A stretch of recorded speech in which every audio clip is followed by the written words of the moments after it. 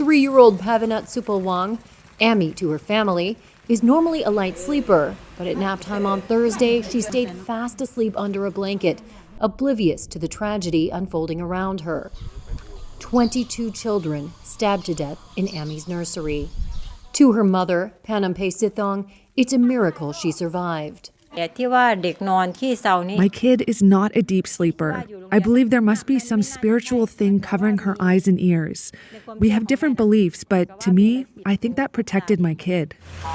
Amy was the only child in the nursery to have escaped unscathed after former police officer Panya Kamrup burst into the nursery, one stop in a rampage through the town of Uthai Sawan that killed more than 30 people.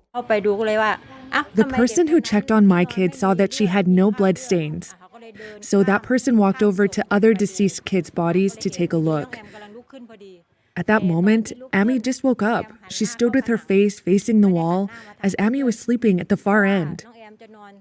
She slept in the corner opposite her best friend named Tachin because they slept in 2 rows. As the rescuers saw her waking up, they covered her with a blanket and carried her out so the child didn't know anything, didn't know what had happened.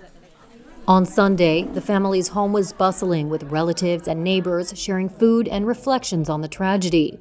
They sat in a circle around Amy, heaping blessings and tying white threads on her wrists for luck. The celebration bittersweet in a community flooded with grief. I have no words. I'm in shock. I feel for other families when I visit them, but when I turn around and look at myself, I'm glad that my kid survived. It's a mixed feeling of sadness and gratitude. Amy's parents said she seems to have no memory of the attack. She was asking her grandmother, "Why don't you pick up Tachin back from school?" And her grandmother told her that Tachin is already dead, and also the teacher. She only knows that the teacher and her friend Tachin are dead, but she doesn't know that all her friends are all gone.